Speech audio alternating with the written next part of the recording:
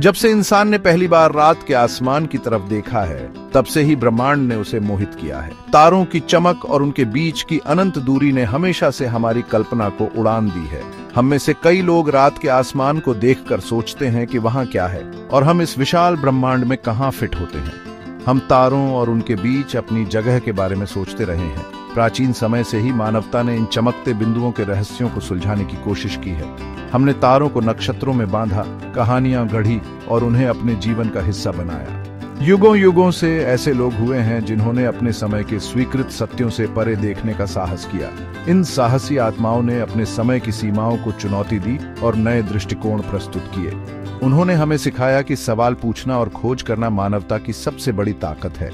ऐसे ही एक दूरदर्शी थे गैलीलियो गैलीली। गैलीलियो का नाम आज भी विज्ञान की दुनिया में सम्मान के साथ लिया जाता है। उन्होंने अपने समय के प्रचलित विचारों को चुनौती दी और अपने अवलोकनों के माध्यम से नए सत्य उजागर किए। धार्मिक सिद्धांतों के प्रभुत्व वाले युग में जन्मे गैलीलियो ने ब्रह्मांड के उस ढांचे को चुनौती देने का साहस किया जिसे ज्यादातर लोग समझते थे। उन्होंने अपने समय के धार्मिक और वैज्ञानिक मान्यताओं को चुनौती दी और अपने अवलोकनों के माध्यम से नए दृष्टिकोण प्रस्तुत किए। अपने अग्रणी ऑब्जर्वेशंस, इंजीनियस प्रयोगों और ज्ञान की अटूट खोज के लिए उन्हें आधुनिक विज्ञान का जनक कहा जाता है। गैलीलियो ने अपने टेलीस्कोप के माध्यम से ब्रह्मांड के नए रहस्यों को उजागर किया और हमें सिखाया कि अवलोकन और प्रयोग के माध्यम से हम नए सत्य खोज सकते हैं। गैलीलियो की कहानी अथक जिज्ञासा, ग्राउंड ब्रेकिंग खोजों और अपने आसपास की दुनिया द्वारा लगाई गई सीमाओं के खिलाफ संघर्ष की कहानी है। उन्होंने अपने समय की सीमाओं को पार किया और हमें सिखाया कि सच्चाई की खोज में कोई भी बाधा नहीं होनी चाहिए। सदियों बाद भी उनका जीवन और कार्य हमें प्रेरित करता रहता है। हमें ऑब्जर्वेशन की शक्ति, सवाल करने के महत्व और वैज्ञानिक जांच की स्थायी भावना की याद दिलाता है। गैलीलियो की विरासत आज भी जीवित है और हमें प्रेरित करती है कि हम भी अपने सवालों के जवाब खोजें। हमें ऑब्जर्वेशन की शक्ति, सवाल करने के महत्व और वैज्ञानिक जांच की स्थायी भावना की याद दिलाता है। गैलीलियो की कहानी हमें सिखाती है कि सच्चाई की खोज में कोई भी बाधा नहीं होनी चाहिए और हमें हमेशा अपने सवालों के जवाब खोजने की कोशिश करनी चाहिए। समय में वापस एक यात्रा में मेरे साथ जुड़ें, क्योंकि हम इस उल्लेखनीय व्यक्ति के जीवन और उपलब्धियों में तल्लीन होते हैं। गैलीलियो की कहानी हमें सिखाती है कि सच्चाई की खोज में कोई भी बाधा नहीं होनी चाहिए और हमें हमेशा अपने सवालों के जवाब खोजने की कोशिश करनी चाहिए। गैलीलियो गैलीली का जन्म 15 फरवरी 1564 को इटली के पीसा में हुआ था। उन्होंने एक ऐसे संसार में प्रवेश किया जो परिवर्तन के दौर में था, पुनर्जागरण के कगार पर एक दुनिया। उनके पिता विंसेंजो गैलीली एक प्रसिद्ध संगीतकार और संगीतकार थे। युवा गैलीलियो पर विंसेंजो का प्रभाव गहरा था। उन्होंने अपने बेटे में संगीत, गणित और स्थापित मानदंडों पर सवाल उठाने का प्यार पैदा किया। सीखने और आलोचनात्मक सोच को महत्व देने वाले परिवार में पले बढ़े गैलीलियो के जिज्ञासु दिमाग को आकार देने में महत्वपूर्ण भूमिका निभाई। उन्हें तलाशने, प्रयोग करने और पारंपरिक ज्ञान को चुनौती देने के लिए प्रोत्साहित किया गया। इन शुरुआती अनुभवों ने उनके भविष्य के वैज्ञानिक प्रयासों की नींव रखी। शुरुआत में गैलीलियो का रास्ता दवा के लिए नियत लग रहा था। उनके पिता ने अपने बेटे की बुद्धि को पहचानते हुए उसे चिकित्सा की पढ़ाई के लिए पीसा विश्वविद्यालय में दाखिला दिलाया। हालांकि गैलीलियो का असली जुनून कहीं और था। उन्होंने खुद को गणित और प्राकृतिक दर्शन की ओर आकर्षित पाया, ऐसे विषय जिन्होंने उनकी जिज्ञासा को जगाया और उनकी बुद्धि को चुनौती दी। प्राकृतिक दुनिया, विशेष रूप से खगोलीय पिंडों के प्रति गैलीलियो का आकर्षण केंद्र स्तर पर आने लगा। उन्होंने खुद को प्राचीन यूनानी गणितज्ञों और खगोलविदों, विशेष रूप से यूक्लिड और आर्किमिडीज के कार्यों में डुबो दिया। इन अध्ययनों ने ब्रह्मांड के रहस्यों को उजागर करने की उनकी इच्छा को हवा दी। वर्ष 1609 ने गैलीलियो के जीवन और विज्ञान के इतिहास में एक महत्वपूर्ण मोड़ ला दिया। यह वह समय था जब विज्ञान और खगोल विज्ञान में एक नई क्रांति की शुरुआत हुई। नीदरलैंड से एक उल्लेखनीय आविष्कार की खबर उन तक पहुंची, दूरबीन। यह उपकरण, जो पहले केवल एक साधारण आवर्धक यंत्र था, अब एक शक्तिशाली खगोलीय उपकरण बनने की कगार पर था। संभावनाओं से उत्सुक गैलीलियो ने अपनी खुद की दूरबीन बनाने, लेंस को पीसने और चमकाने के बारे में निर्धारित किया, ताकि पहले से मौजूद किसी भी चीज से कहीं बेहतर उपकरण बनाया जा सके। उन्होंने अपने कार्यशाला में अनगिनत घंटे बिताए, हर छोटे विवरण पर ध्यान देते हुए। अपनी नई बनाई गई दूरबीन के साथ गैलीलियो ने अपनी निगाहें आकाश की ओर कर दी। उन्होंने चांद, ग्रह और तारे देखे जो पहले कभी इतने स्पष्ट नहीं दिखे थे। उसने जो देखा वह ब्रह्मांड के बारे में हमारी समझ में क्रांति ला देगा। गैलीलियो ने बृहस्पति के 4 सबसे बड़े चंद्रमाओं की खोज की, जो अब गैलीलियन चंद्रमा के नाम से जाने जाते हैं। उनकी दूरबीन, जो शुरू में समुद्र में जहाजों को देखने का एक उपकरण थी, खगोलीय क्षेत्र में एक खिड़की बन गई, जिससे सहस्राब्दियों से छिपे रहस्य सामने आए।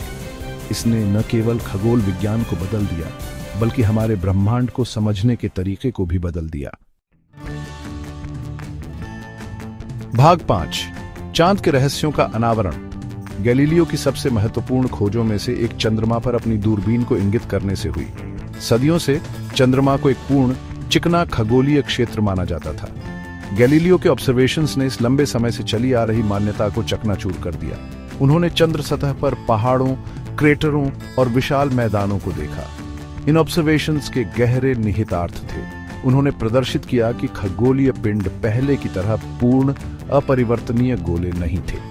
वे अपने आप में दुनिया थे जिनमें पृथ्वी की तरह ही जटिल विशेषताएं और परिदृश्य थे। भाग 6, बृहस्पति के चंद्रमाओं का नृत्य। गैलीलियो के दूरबीन संबंधी ऑब्जर्वेशंस चंद्रमा से आगे तक फैले हुए थे। उसने अपनी निगाहें हमारे सौरमंडल के सबसे बड़े ग्रह बृहस्पति की ओर कर दी। वहां उन्होंने और भी आश्चर्यजनक खोज की। बृहस्पति की परिक्रमा करने वाले 4 खगोलीय पिंड। ये 4 आकाशीय पिंड, जिन्हें अब गैलीलियन चंद्रमा के रूप में जाना जाता है, आयो, यूरोपा, गैनीमेड और कैलिस्टो, ने पहला प्रत्यक्ष अवलोकन संबंधी प्रमाण प्रदान किया कि ब्रह्मांड में सब कुछ पृथ्वी के चारों ओर नहीं घूमता है। इस खोज ने सौरमंडल के सूर्य केंद्रित मॉडल को महत्वपूर्ण समर्थन दिया। भाग 7, सूर्य केंद्रित ब्रह्मांड का चैंपियन। गैलीलियो के समय में ब्रह्मांड का प्रचलित दृष्टिकोण भू केंद्रित मॉडल था, जिसने पृथ्वी को हर चीज के केंद्र में रखा था। इस मॉडल के अनुसार सूर्य, चंद्रमा, ग्रह और तारे सभी पृथ्वी के चारों ओर घूमते थे। यह विचार सदियों से प्रचलित था और इसे व्यापक रूप से स्वीकार किया गया था। लेकिन गैलीलियो के ऑब्जर्वेशंस ने इस प्रचलित दृष्टिकोण को चुनौती दी। विशेष रूप से शुक्र की कलाओं और बृहस्पति के चंद्रमाओं के उनके अवलोकनों ने निकोलस कोपरनिकस द्वारा प्रस्तावित सूर्य केंद्रित मॉडल के लिए सम्मोहक प्रमाण प्रदान किए। कोपरनिकस का मॉडल, जिसने सूर्य को सौर मंडल के केंद्र में रखा था, गैलीलियो के अवलोकनों से और भी मजबूत हो गया। गैलीलियो ने अपने टेलीस्कोप के माध्यम से देखा कि शुक्र के चरण और बृहस्पति के चंद्रमा कोपरनिकन प्रणाली के अनुरूप थे। गैलीलियो कोपरनिकन प्रणाली के मुखर समर्थक बन गए। उन्होंने अपने अवलोकनों और निष्कर्षों को प्रकाशित किया, जिससे वैज्ञानिक समुदाय में एक नई बहस छिड़ गई। उनके कार्यों ने खगोल विज्ञान के क्षेत्र में एक क्रांति ला दी। गैलीलियो के विचारों ने न केवल वैज्ञानिक दृष्टिकोण को बदल दिया, बल्कि धार्मिक और दार्शनिक दृष्टिकोणों को भी चुनौती दी। उनके विचारों ने स्थापित वैज्ञानिक और धार्मिक सिद्धांतों को चुनौती दी। गैलीलियो के विचारों ने उनके समय के कई प्रमुख वैज्ञानिकों और धार्मिक नेताओं के साथ विवाद उत्पन्न किया। उन्होंने अपने समय के स्थापित सिद्धांतों के खिलाफ आवाज उठाई और नए विचारों को प्रस्तुत किया। इस क्रांतिकारी विचार के लिए उनके अटूट समर्थन ने उन्हें कैथोलिक चर्च के साथ सीधे संघर्ष में ला दिया। चर्च ने उनके विचारों को खतरनाक और विधर्मी माना। गैलीलियो को अंततः चर्च के सामने पेश होना पड़ा और अपने विचारों का बचाव करना पड़ा। उनके विचारों के लिए उन्हें सजा दी गई और उन्हें अपने जीवन के अंतिम वर्षों में नजरबंद कर दिया गया। उस समय कैथोलिक चर्च के पास काफी शक्ति और प्रभाव था और गैलीलियो के विचारों ने इस शक्ति को चुनौती दी। उनके साहस और दृढ़ता ने विज्ञान के इतिहास में एक महत्वपूर्ण अध्याय लिखा। भाग 8, एक दूरदर्शी व्यक्ति के परीक्षण और क्लेश। सूर्य केंद्रित मॉडल के लिए गैलीलियो के मुखर समर्थन और चर्च के भू केंद्रित विचारों की उनकी आलोचनाओं ने अंततः 1633 में रोमन धर्माधिकरण के समक्ष उनके मुकदमे का नेतृत्व किया। चर्च की शिक्षाओं का खंडन करने के लिए उन पर विधर्म का आरोप लगाया गया था। यातना और कारावास की धमकी का सामना करते हुए गैलीलियो को अपने विचारों को त्यागने और जीवन भर नजरबंद रहने के लिए मजबूर किया गया था। इन कठिनाइयों के बावजूद उन्होंने अपना वैज्ञानिक कार्य जारी रखा, यांत्रिकी और गति के क्षेत्र में महत्वपूर्ण योगदान दिया। भाग 9, एक स्थायी विरासत, आधुनिक विज्ञान के जनक। 1642 में गैलीलियो गैलीली की मृत्यु हो गई, लेकिन उनकी विरासत सदियों से गूंजती रही है। अवलोकन और प्रयोग के उनके अग्रणी उपयोग, उनकी अभूतपूर्व खोजों और वैज्ञानिक जांच के माध्यम से सत्य की तलाश के लिए उनकी अटूट प्रतिबद्धता के लिए उन्हें आधुनिक विज्ञान का जनक माना जाता है। गैलीलियो का जीवन और कार्य एक शक्तिशाली अनुस्मारक के रूप में कार्य करते हैं कि वैज्ञानिक प्रगति अक्सर एक कीमत पर आती है। उनकी कहानी बौद्धिक स्वतंत्रता के महत्व, हठधर्मिता पर सवाल उठाने की शक्ति और ब्रह्मांड और उसके भीतर हमारे स्थान को समझने की स्थायी मानवीय इच्छा पर प्रकाश डालती है।